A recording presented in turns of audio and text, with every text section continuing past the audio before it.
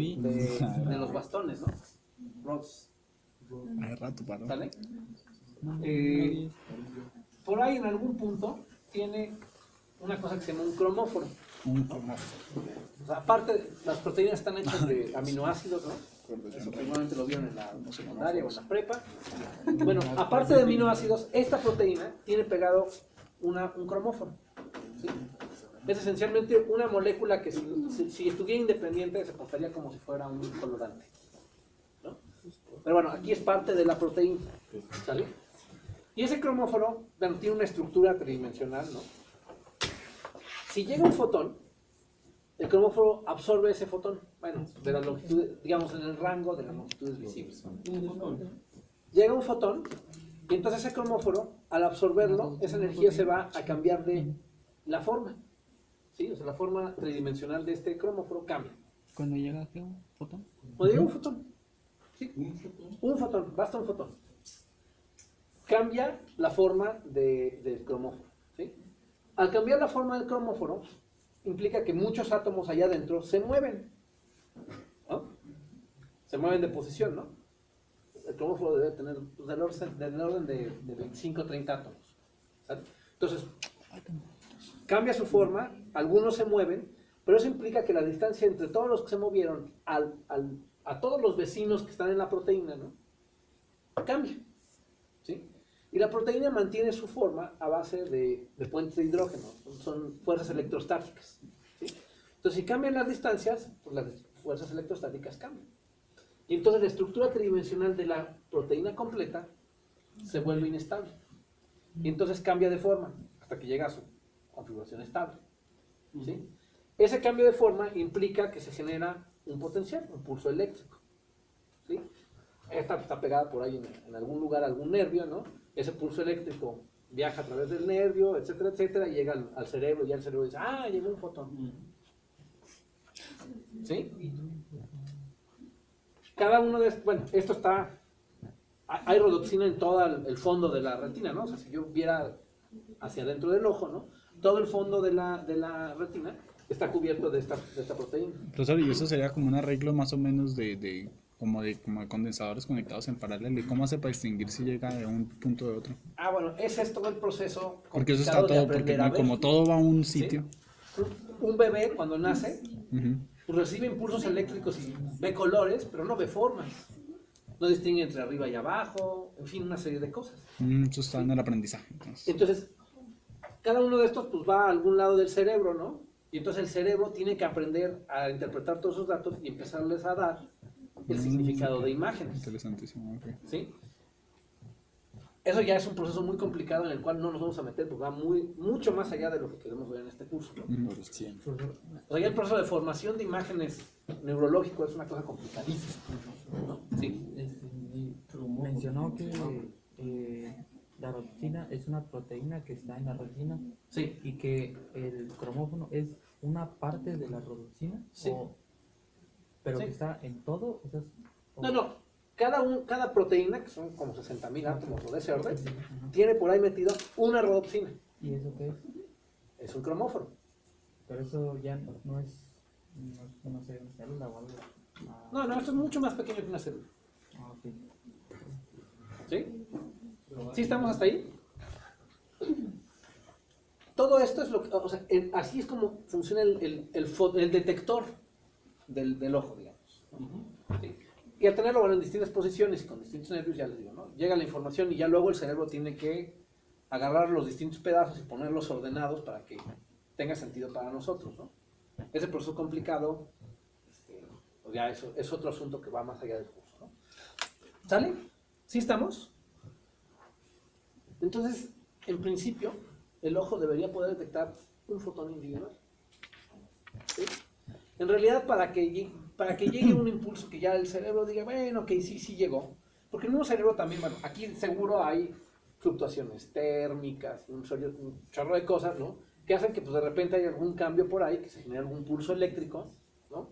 Y que vaya a parar al cerebro y el cerebro diga, llegó un fotón, y la verdad es que no llegó un fotón, ¿no? Entonces, el mismo cerebro tiene, digamos, mecanismos de corrección. ¿Sí? Ese es el problema. Para ver corrección de vista. Entonces, de repente, aunque se generen pulsos, el cerebro no dice sí llegó un fotón, ¿no? ¿Sí? Ahora, hay veces que llega un solo fotón y el cerebro dice, no, espérate, ese fue de los de basura, ¿no? Entonces se vuelve una cosa ahí complicada. En realidad basta como con 4 o 5 fotones, digamos, hay experimentos que se han hecho, ¿no? Donde, digamos, ahorita lo que la gente cree, digamos, la convención en la comunidad científica es que basta con unos 4 fotones para que el cerebro diga, sí llegó luz. Pero si se detecta uno. En principio se puede detectar uno. Sí, o sea, el fotodetector es capaz de detectar uno. Sí. Qué bárbaro soy. ¿Sale? ¿Qué hacer un fotodetector así? Con rodopsina. ¿Qué hacer un fotodetector Complicadísimo. Pero la pregunta es, bueno, trabajar con proteínas en cuestiones extraorganismo es una cosa complicadísima. O sea, hay gente que lo está intentando, ¿no? Pero es una cosa complicadísima, ¿no? Hay ideas para, por ejemplo, tratar de utilizar las moléculas que no son muy distintas a esta, ¿no? No, sí son muy distintas a esta, pero el principio de funcionamiento no es muy distinto a este. Que hay en la clorofila, ¿no? Para convertir la luz de nuevo en energía, ¿no? En energía química ahora, ¿sí? Y tratar de utilizar eso para hacer, bueno, no celdas solares, ¿no? Pero, Celdas solares con ojos. ¿perdón? Celdas solares con ojos. No tanto celdas solares con ojos, sino más bien colectores de energía solar que las convierten en energía química, ¿no? O sea, pones ahí agua y todo lo que necesita el proceso de fotosíntesis, ¿no? Lo pones al sol y al rato tienes un combustible.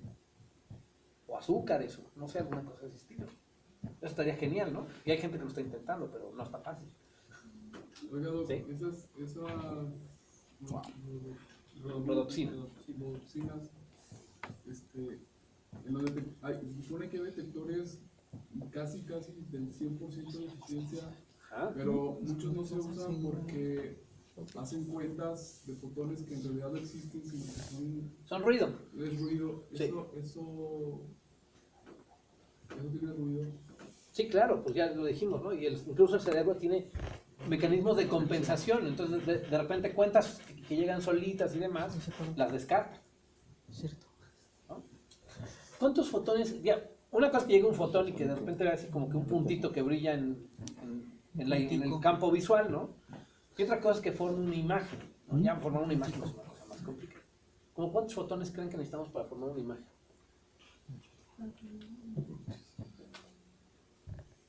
Ya así para que digan, no, sí, aquí hay unas mesas y hay gente ahí sentada y unas columnas y demás.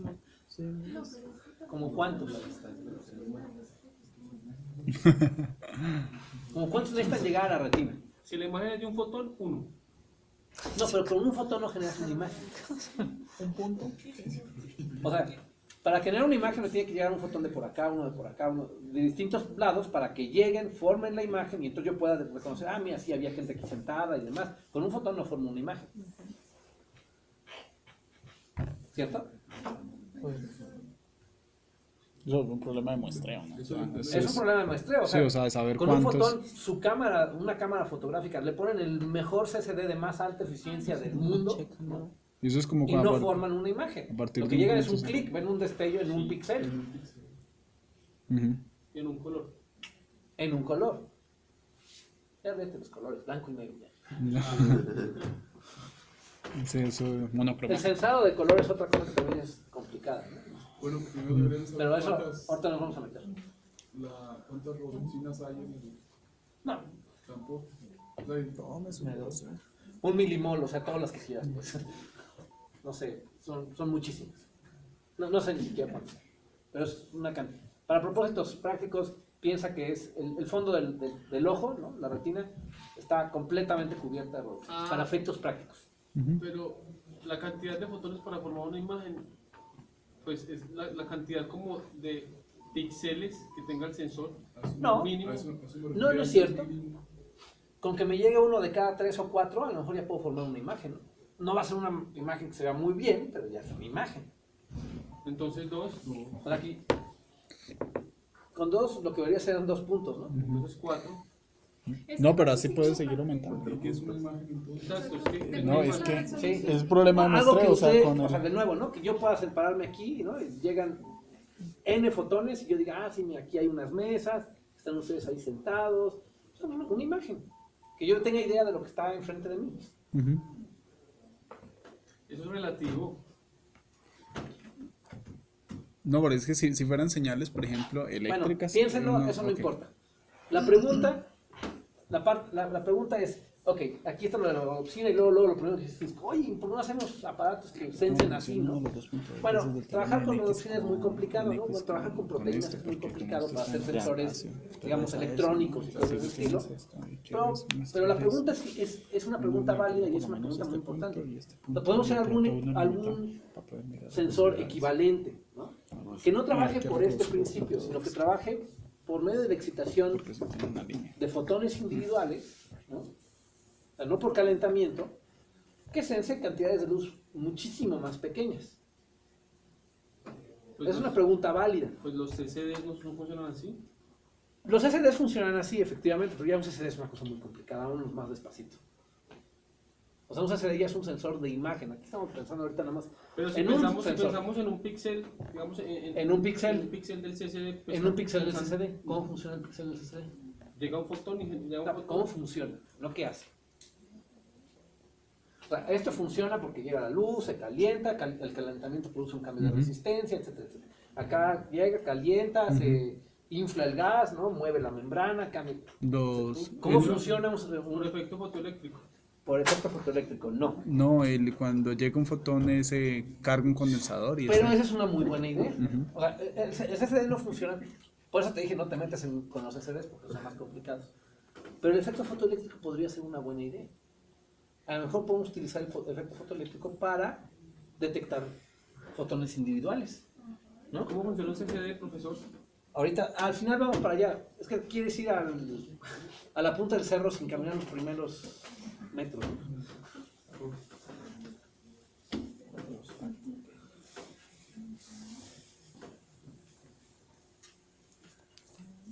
Sí. Entonces, ¿se puede o no se puede? Dígame. ¿Sí? El efecto fotoeléctrico. Sí. ¿Cómo le hacemos? A ver. Yo tengo entendido que era así como en un arreglo que habíamos visto en la clase, era que se hacía como un arreglo de condensadores, ¿no? Entonces cuando llegaba no, más o menos, entonces se carga un condensador y luego uno simplemente descarga esa carga que está allí y da cuenta si se activó o no se activó el píxel. Se pone una plaquita, ¿cierto?, de metal, Ajá. se le hace incidir luz y se hace una diferencia de potencial para que cuando el fotón desprenda un electrón, ese electrón vaya a generar una corriente y se mide la corriente. Ok, muy bien. Ahí está. Ya tenemos algo que en principio debería poder detectar un fotón, ¿no? Un circuito con Entonces, medidor de lo que corriente. podemos poner es aquí una placa, ¿no? Un fotocátodo. Otra placa, ¿no? Aplicar una diferencia potencial entre ellas, hacer incidir la luz acá, esto desprende un electrón, ese electrón llega a la otra placa y medimos corriente. ¿No? Suena bien. ¿Sí estamos? ¿Cómo cuánta corriente genera un electrón? ¿La podremos censar? ¿Podemos censar la corriente que genera un electrón individual? Sí, en teoría. No, ¿y en la práctica? No sé, O sea, en el mundo real. no sé. Si mandamos un fotón mandamos un fotón por segundo, ¿no? Yo creo. Entonces se desprendería un electrón por segundo y eso es 10 a la menos 19 amperes. Ujú. La pregunta es, ¿cuánto es 10 a la menos 19? 10 a la menos 15 es femto, 10 a la menos 18 es ato. Ujú. Serían como 100 yocto amperes. Sí, exacto. Donde yocto es un milésimo de un ato es un milésimo de un femto es un milésimo de un pico. ¿Se podrá o no se podrá? No, No un creo. instrumento que sea sensible, No. No, yo no convencional, con que se vea la corriente, creo que no, pero No. yo sí sé de pantallas que detectan un solo electrón. Por eso, Pero hasta lo que me estás diciendo suena a brujería. Ah, yo sé que existe una cosa. No, que- no, bueno, es un, O sea, ¿cómo funciona? por ejemplo, cuando se prueba la rejilla de difracción para electrones. O sea, no, el experimento no lo tengo bien claro, pero hacen pasar un electrón y lo detectan el pulso electrón por electrón. Sí, sí, sí. Durante mucho tiempo. De acuerdo, pero ¿cómo funciona? O sea, aquí estamos viendo cómo funciona. La No, pregunta no es que si se puede si medir- por ahí en, si se tiene puede una medir varita mágica en no sé dónde, ¿no? La pregunta es si se puede medir la corriente, si se puede medir la corriente que genera ese electrón.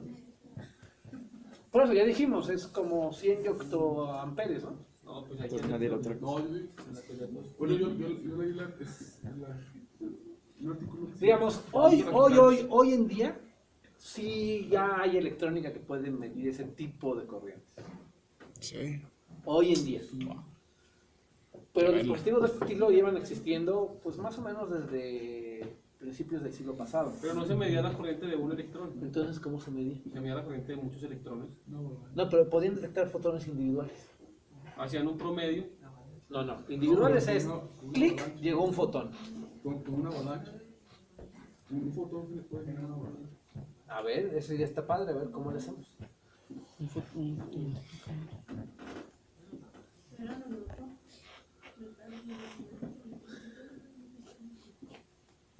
Bueno, pues lo que se hace es esto. Acá se pone otra placa, acá se pone otra placa, No, un detector de centelleo. acá se ¿Cómo pone se otra llama placa, y ahí le pueden seguir, ¿no? Pueden poner todas las que quieran. Sí, foto. Ponen una Un diferencia fotomultiplicador. potencial entre esta y esta, eso? Ajá. tal que la diferencia potencial entre dos consecutivas sea más que la función de trabajo, multiplicada por la carga eléctrica. Es decir, que la energía que adquiere el electrón en su recorrido entre esta placa y esta placa sea más que la función de trabajo. Vaya. ¿Sí? ¿Eso qué implica? Que cuando llega el fotón aquí, desprende un electrón. Ese electrón se acelera y llega acá con suficiente energía para desprender otro electrón. Entonces de aquí ya salen dos. De aquí ganan suficiente energía cada uno para desprender otro electrón. Y entonces aquí ya son 4, 8, 16, etcétera, etcétera. ¿Sale? Salud. Gracias. Esto es lo que se llama un tubo fotomultiplicador. Un fotomultiplicador. ¿Sí?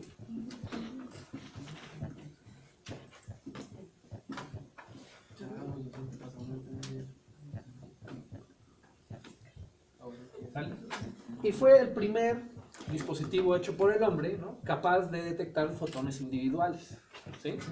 ¿Cuántas placas tienen que poner? Pues qué tan buena es su electrónica para detectar corrientes. ¿Sale?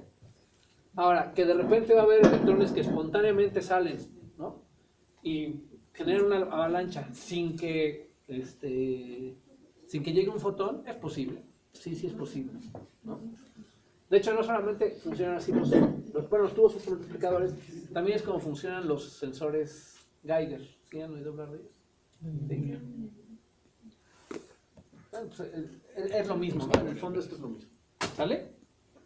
Entonces, ¿qué es lo que necesitan para detectar luz? Que la función de trabajo sea menor que la energía del fotón, ¿no?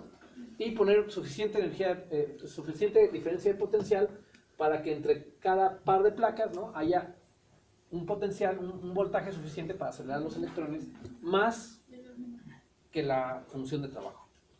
¿Sí estamos? ¿Sí? Ok. ¿Habrá otros dispositivos que puedan... Estos ya se conocían hace 120 años, ¿no? Bueno, 110 años seguramente ya se conocían. Estos ya los hacían, ¿no? En realidad esto es electrónica de los tiempos de la electrónica de bulbos, ¿no? Son bulbos en realidad, lo que construyen son bulbos, son como un foco, ¿no?, que viene en una ámpula de vidrio al vacío, ¿no?, y ahí vienen pues puestas todas estas placas, en fin, todo eso, ¿no? ¿Sí? Sí. Estos ya poca gente las usa, ¿no? Estos ya no son curiosidades. Bueno, no, sí hay gente que los usa, ¿eh? Ramón todavía compró unos hace mucho. No, y compró nuevos, ¿eh? O sea, no crean que los fuera a sacar ahí Dicen en muy caros. un basurero o alguna cosa así, No ¿no? basura. O sea, todavía se venden, pero ya solamente se venden para propósitos de laboratorio, porque siguen siendo muy sensibles, tienen una eficiencia casi de 1, o sea, pueden detectar fotones individuales, ¿no? Son muy, muy sensibles. Entonces, intensidad de luz, a lo mejor no de un solo fotón, pero intensidad de luz muy bajitas, estos todavía los pueden detectar con sensibilidades muy, muy altas, ¿no? Cosa que este tipo de detectores no. O sea, acá un fotón seguro no lo ven.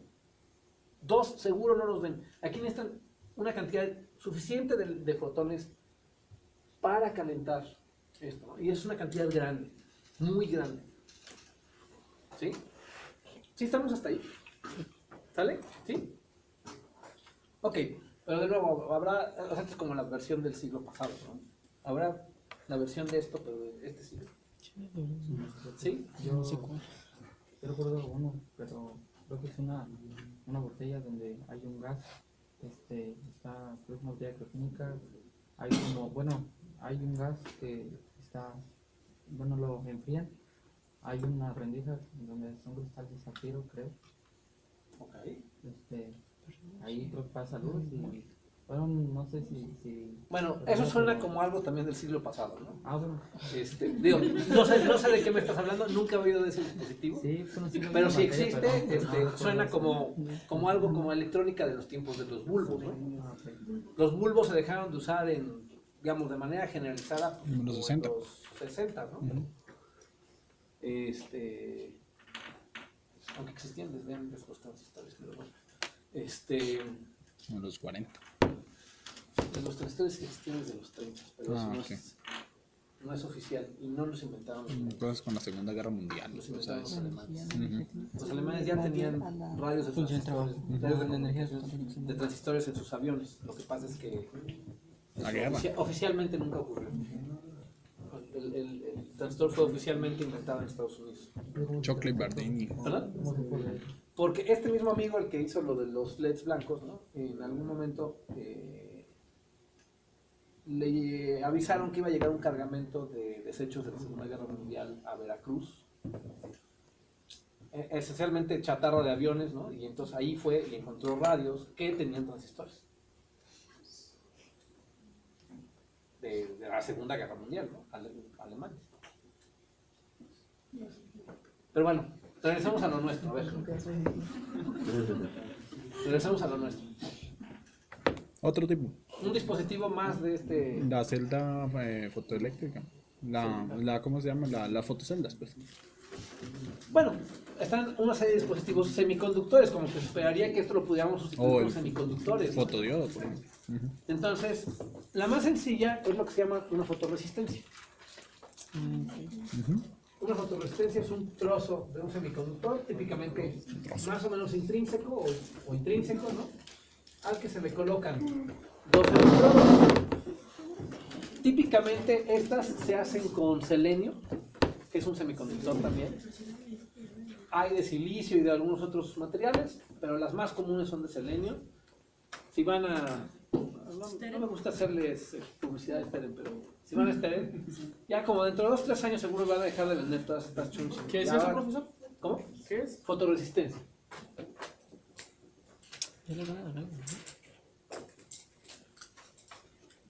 Es simplemente un trozo de semiconductor con 2 contactos encima. Es un semiconductor intrínseco, ¿no? Entonces no conduce la electricidad a menos de que alguien genere los portadores. Entonces si llegan fotones, se generan portadores, ¿sí? No son ni de lejos los sensibles que estos, ¿no? Son bastante menos sensibles las fotoceldas, pero son muy económicas, ¿no? Un tubo fotomultiplicador pues les debe estar costando entre los varios cientos y los miles de dólares. Una de estas chivas pues les debe costar entre los 5 y los 30 pesos. ¿No? Los caros, pues. En Steren. ¿Por qué no se van a dejar de vender?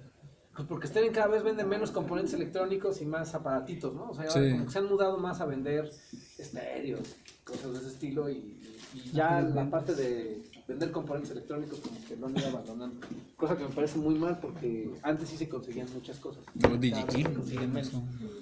Pero bueno, ni modo, ¿no? Eso En es. DigiKey los consigue. En DigiKey, el problema con DigiKey es que si yo lo necesito para hoy, Ah, no. Pues- Pues llega en 3 días, profe. Ah, en fin, te va. eso es otro.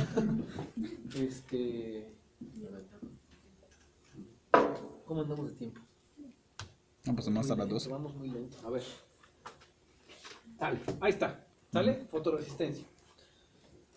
¿Habrá alguna forma mejor de hacerlo? O sea, estos son muy baratos, ¿no? Funcionan relativamente bien. Son fáciles de conseguir, en fin. Su resistencia es proporcional, es más o menos proporcional, o al menos una función ahí creciente, ¿no? De la cantidad de fotones que llega. ¿Sí? En fin. ¿Sí? De hecho, la conductividad en un material semiconductor, en un material como está dada, la conductividad es igual a la movilidad de electrones por la densidad de electrones, por la carga del electrón, más la movilidad de huecos, por la densidad de huecos, por la carga del electrón. ¿Sale? ¿Sí estamos? Ujú. Entonces, las Eso. movilidades son propiedades del material, la carga del electrón no la vamos a cambiar, ¿no?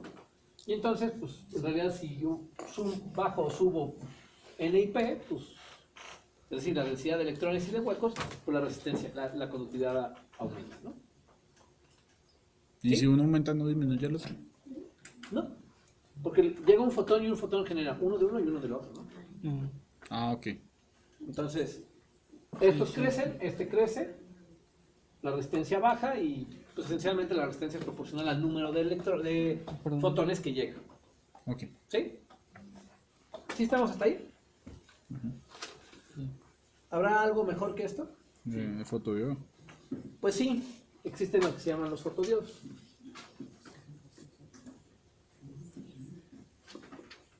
Por cierto, estos se hacen de selenio, silicio y germanio. Yo en realidad los de silicio y germanio los he escuchado, pero nunca he visto uno. De selenio, los que les venden en Estéreo son de selenio, ¿no? ¿Eh? Ok. ¿Qué pasó? No, es que dice que los que venden en Estéreo son de serenio, pero usted nunca los ha visto, madre. No, nunca he visto los de silicio ni los de Ah, germanio. ok. Yo pensé que era el contrario. O sea, las que venden, digamos, típicamente estas fotoresistencias son de selenio. Ajá. ¿Sí vamos hasta ahí? Fotodiodos, bueno, pues fotodiodo suena que es un diodo, ¿no? Un diodo que era una juntura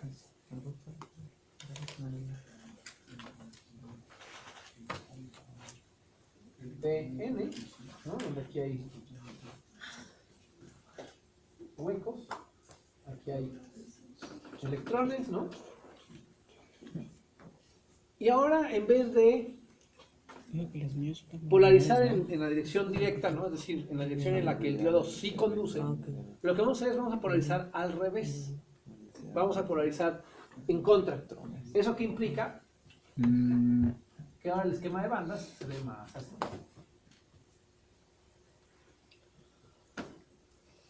¿Sí? Es decir, las bandas se desalinean más.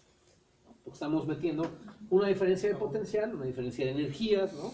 Entre estos dos lados. Y como no hay conducción, bueno, pues simplemente se separan más las bandas, ¿no?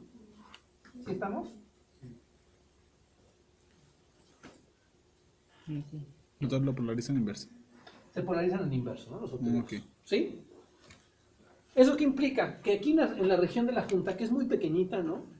Pues tiene que caer todo el potencial que pongamos, ¿no? Si ponemos 10 o 20 volts, hay una diferencia de potencial de 10 o 20 volts en una zona de presión que típicamente es del orden de una micra o menos. ¿Sí? Entonces, eso genera un campo eléctrico gigantesco. ¿Sí? ¿Sí estamos?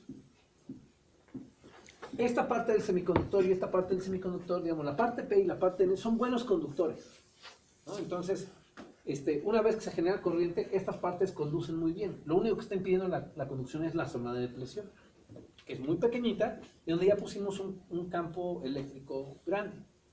¿Sí? Si llega un fotón y llega aquí, a la zona de depresión, se genera un portador. Y ese portador es rápidamente, bueno, no, serían un par de portadores. Y esos portadores rápidamente se aceleran, ¿no? Aquí está el hueco, aquí está el electrón. Claro, porque hay una diferencia de Y estos potencia grandota. se aceleran muy rápido. Ujú. Si se dan cuenta acá, Bueno, pues podemos aplicar una diferencia de potencial entre los electrodos, pero aún así no va a haber un campo eléctrico grande, porque los electrodos están separados macroscópicamente, 1 milímetro, o incluso centímetros, ¿no? O varios milímetros, no, son del orden de 1 milímetro, ¿no? Pero están bien separados. Acá no, acá es una micra, se le ponen 10 volts. ¿Cuánto, qué campo eléctrico se genera? Pues 10 volts entre una Entre 10 a micra. la menos 6, ¿no? O sea, 10 a las 6. 10 a las 7. A las 7, bueno. 10 a las 7 volts por metro. Eso es un campo eléctrico bastante grande. ¿Sí estamos? Entonces, estos se separan rapidísimo, ¿no? Generan una corriente sustancial. Una vez que llegan a la parte ya la P y N, pues ya conducen muy bien, etcétera, etcétera. Mientras que aquí un par electrón hueco pues tiene un camino largo por recorrer, no tiene un campo eléctrico fuerte que los acelere, en fin, ¿no? Entonces, estos son mucho más eficientes, ¿no? Aquí, digamos, entre que se genera un par electrón hueco y que llegan a los electrodos, pues hay un camino largo por recorrer y muchas cosas pueden suceder, ¿no? Se tropiezan y todo eso. Ahí hay una pérdida de eficiencia porque algunos portadores no llegan a los contactos. Acá, básicamente, casi todos llegan a los contactos. ¿Sale? ¿Sí estamos? ¿Sí se dan cuenta que para este tipo de detectores, aquí ya no es importante que los semiconductores sean de banda directa? Porque subir no es lo mismo que bajar. A ver. Si acá tengo, vamos a pensar, una estructura de bandas así, ¿sí? Si yo tengo suficiente energía, puedo tener una transición vertical aquí así, ¿no? O puedo tener una transición vertical acá. Y como no es una cuestión espontánea, sino llega un fotón con la energía adecuada y promueve la transición, pero lo único que sí tenemos, la transición tiene que ser vertical por los mismos argumentos que teníamos antes, ¿no? Pero aquí ya la parte de que tienen alineados máximo y mínimo ya no es importante. ¿Sí? ¿Sí queda claro? Entonces aquí sí hay fotodiodos aquí los más comunes, los fotodiodos son de silicio. Hay también de germanio, yo sí he trabajado con los dos. Seguramente hay de otros materiales, pero esos son los más comunes. ¿Vale? ¿Sí estamos? ¿Sí? Sí. ¿Todo clarísimo?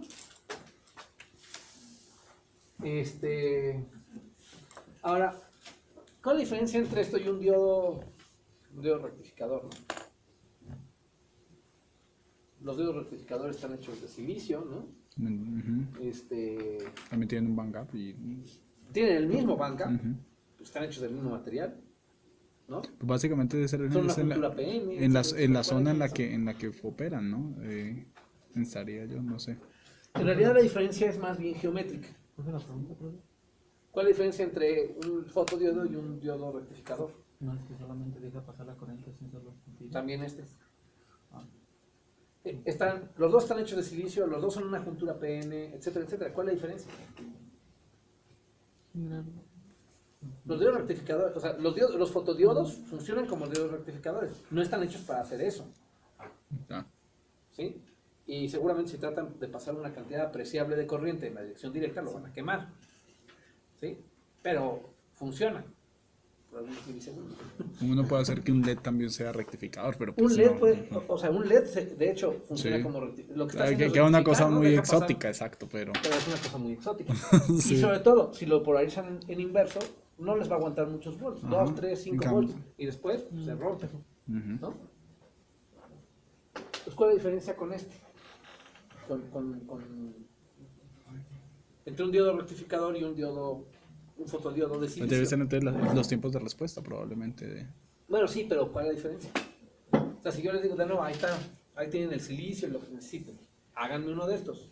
¿Cuál sería la diferencia Dice con usted hacer que- uno de los otros? Que la geométrica, que por cosas geométricas seguramente no, pero Típicamente estos están hechos epitaxialmente, ¿no? Ah, ok. ¿Se acuerdan? Vimos los métodos de crecimiento epitaxial.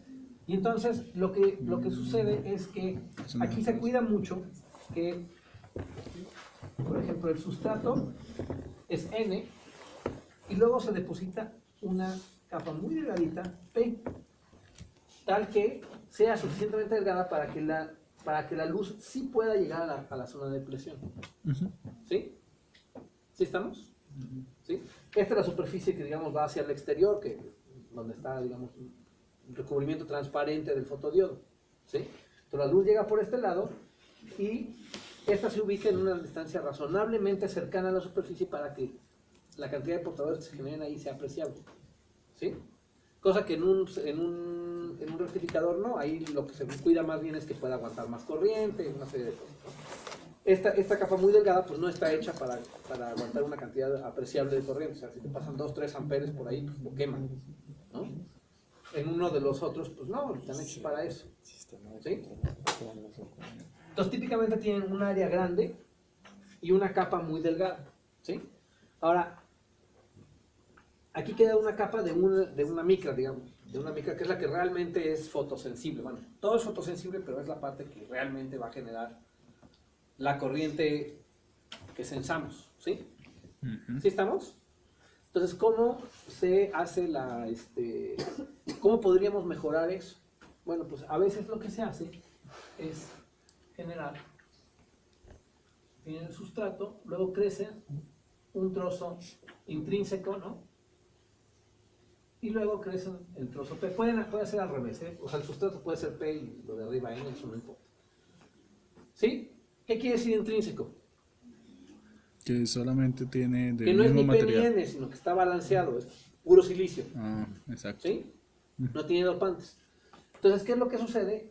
Artificialmente crecen la zona de depresión. La zona de depresión es una zona neutral.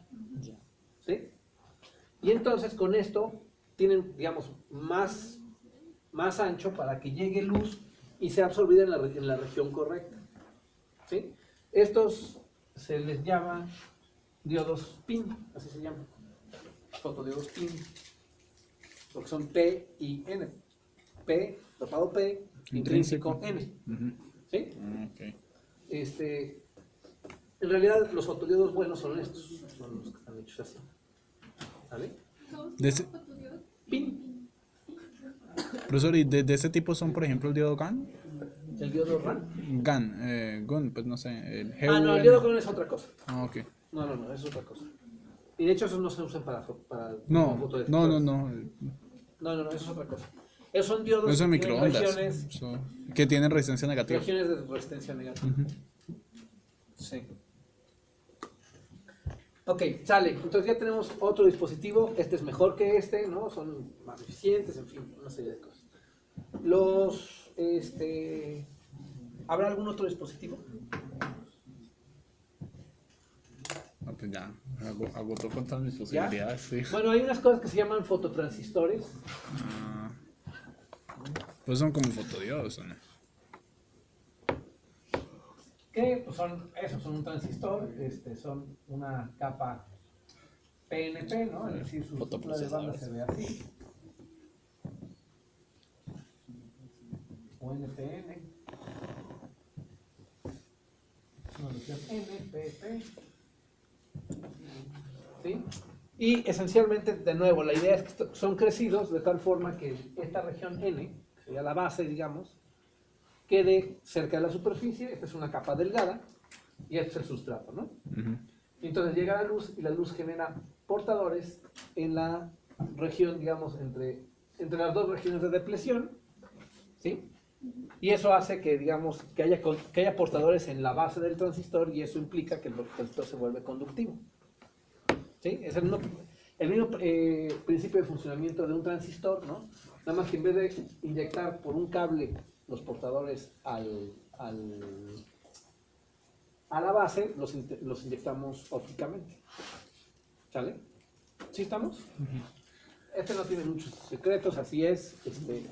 En realidad, los fotodiodos siguen siendo superiores a aquellos, pero bueno, tenía que mencionarlos porque existen, ¿no? Ahora, ¿habrá alguno que sea todavía mejor que estos? ¿Habrá algo más que podamos hacer para mejorarlos? Seguramente sí, porque si no estaría preguntando, ¿verdad? Bueno, hay una cosa que se puede hacer con los fotodiodos. Se pueden hacer de tal manera que toleren alto voltaje en sentido inverso. No cualquier fotodiodo lo aguanta, ¿no? Estos son unos diodos muy especiales que se llaman fotodiodos de avalancha. ¿Sí?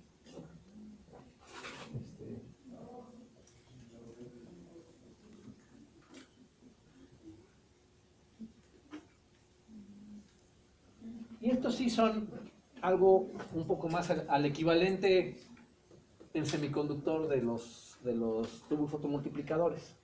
¿Sale? Entonces, ¿qué es lo que sucede? Que creamos de nuevo, ¿no? Un fotodiodo que tiene una parte P, ¿no?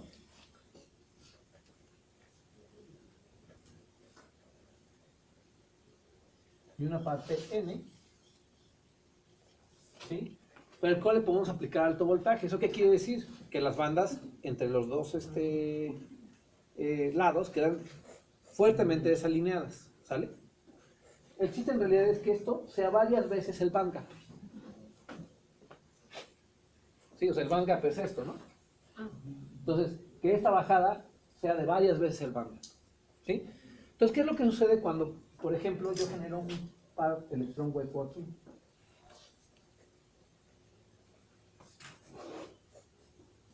Bueno, pues estos van a ser acelerados, ¿no? Este se va a ir para acá y este se va a ir para acá. Ahora, cuando este llegue a este nivel, digamos, va a haber ganado suficiente energía cinética para que si golpea algún otro electrón que se encuentre en su camino, le transfiera tanta energía que aquí se genere otro par electrón hueco. ¿Sí? En ese momento pues, pierde su energía cinética, pero ya hay dos. ¿Sí? Esos los aceleramos de nuevo, ¿no? Y cuando lleguen a este nivel, esos dos ya se volvieron 4, ¿no? Y 2 huecos más. ¿Cierto? ¿Sí? ¿Cómo? Y luego cuando llegamos acá, estos 4 ya se volvieron 8, ya no los voy a pintar todos, ¿no? Y en fin, si esto sucede varias veces, es un proceso similar al de acá, ¿no? Que es un proceso de fotomultiplicación, ¿sí? Entonces, un solo fotón es capaz de producir una avalancha de muchos portadores, ¿no? Es decir, puede generar una cantidad de corriente apreciable.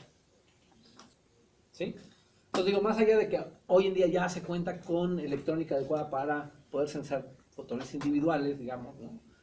Este tipo de cosas te convierten en fotones individuales, ¿no? No solo en un electrón, sino ya en una corriente más razonable de ser censada. ¿Sí? Este tipo de chivas son muy caras, ¿no? O sea, los más baratos andan por $100 y de ahí para arriba se pueden gastar más que en un Ferrari, ¿no? En un fotodiodo de avalancha. Sí, sí, sí. O sea, yo tengo uno de los de $100.